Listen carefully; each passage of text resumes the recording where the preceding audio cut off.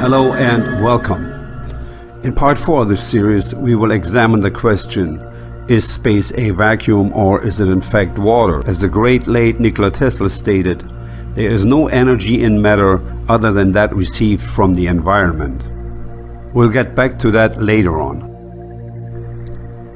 The Space Power Facility at NASA's Plumbrook Station, Sandusky, Ohio, is the world's largest and most powerful space environment facility. Located on a 6,400-acre property, construction costs, upkeep, and maintenance are astronomical.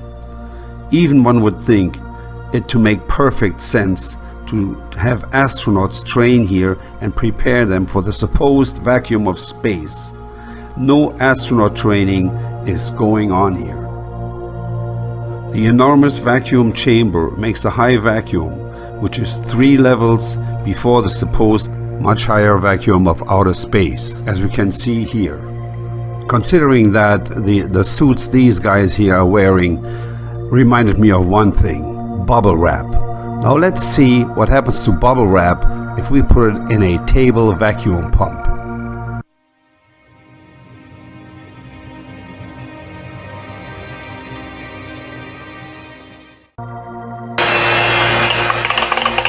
Oh my God, look at it! Woo! Oh my God, look at it!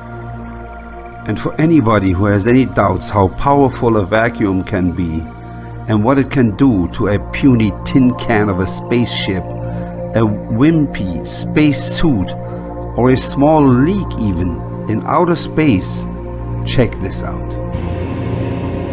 We're loading 42-inch 480 wall steel pipe, 3 to a truck. Pipe are about 40 feet in length. Artificial gravity failure. Shit. We're loading them with an vacuum attachment on a 450 John Deere hoe. Pipe weigh about, I think I said the pipe weigh about 9,000 pounds a piece. This vacuum attachment will pick, this one I think will pick 30,000 pounds. That's 15 tons just on a vacuum.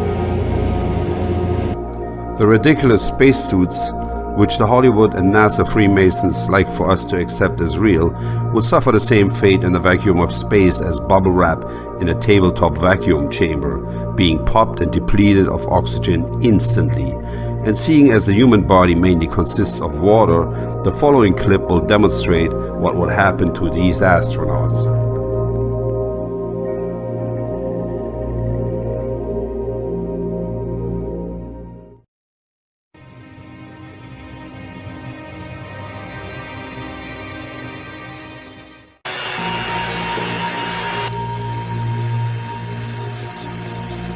You can see a little bit of bubbles start going, and whoa, it start boiling.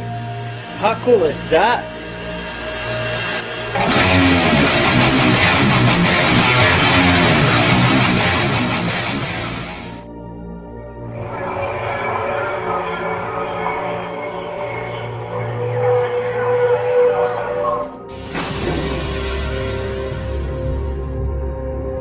But the ultimate and most dangerous test was a huge, specially constructed vacuum chamber. They were able to pull all the air out to create a big vacuum. That way we could test our suits to make sure there was no leakage. One such test narrowly avoided disaster. Jim LeBlanc was the test subject in the vacuum chamber. This is one of the rare instances where they tried to use a spacesuit in a vacuum chamber, but quickly realized that it's impossible in a high vacuum, so they immediately started using swimming pools to train and remained silent on the absence of vacuum chamber training by astronauts, which basically is a lie by omission. As I stumbled backwards, I could feel the saliva on my tongue starting to bubble just before I went unconscious. And that's kind of the last thing I remember. Essentially, he had no pressure on the outside of his body, and That's a very unusual case to get, and there's very little in the medical literature as to what happens when you have that. There's a lot of conjecture, that your fluids will boil, You can see a little bit of bubbles start going. I could feel the saliva on my tongue starting to bubble. They weren't able to construct proper spacesuits, and they didn't want their spacemen to get boiled, so they went to the swimming pool. Here's where they simulate fixing a space shuttle, fixing the ISS, or working with other modules. It's the same as far as every rail, as far as every bolt, as far as where every rail should be in place. They have to go turn a bolt 98 times. Space. And which ISS module is in the pool right now? Pretty much everything that we have in the pool except for the Russian segment. They went from a no-pressure environment to a pressure environment, which makes no sense and simulates zero gravity only and exclusively for the camera. He had no pressure on the outside of his body, and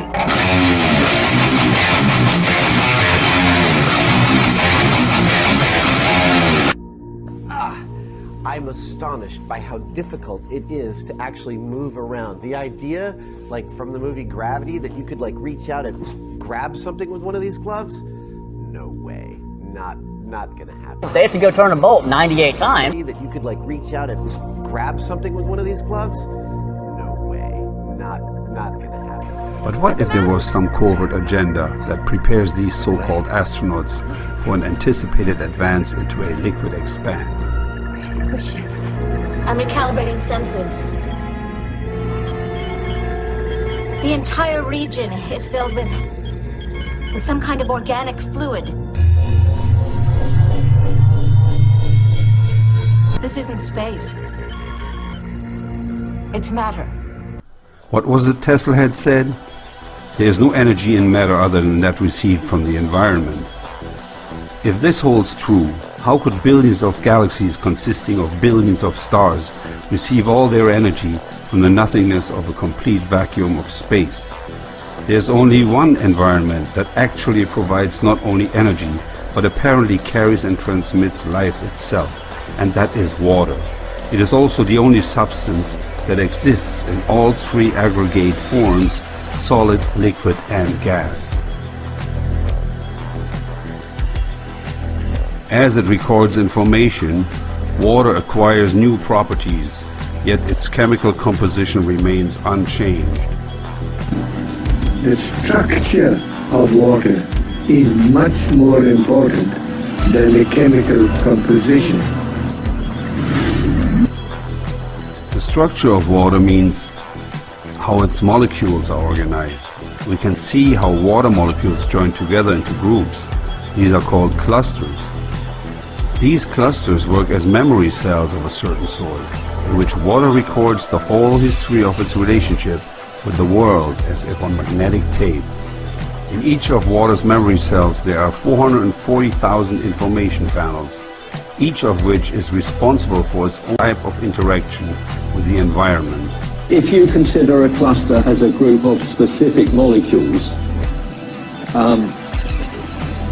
then it can survive only a short amount of time. But if you consider it as a structure whereby molecules can leave and other molecules come in, the cluster can last effectively for a very long time. The stability of the cluster structures confirm the hypothesis that water is capable of recording and storing information. It may be the single most malleable computer, it's like a computer memory. It's the memory of information. Looking at the immense amount of water present on Earth, we can easily conclude that the memory information contained in these waters is so vast that it reaches back to the time it first appeared. We must know how it is arranged. It is like the alphabet. If I give you the alphabet, you don't know a word, you don't know a letter, you don't know a sentence. So the molecular structure is the alphabet of water. And you must make a sentence out of water. Something funny happens though when we take a closer look at things with our own eyes and examine the connection between the stars and water. First up, Venus, which looks like a coin in a very shallow stream of water.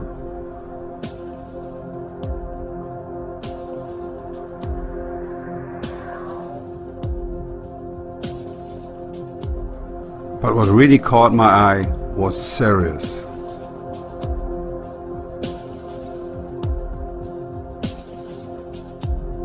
Made possible by microscopic photography, we can see that this crystal from distilled water bears a striking resemblance to the star Sirius.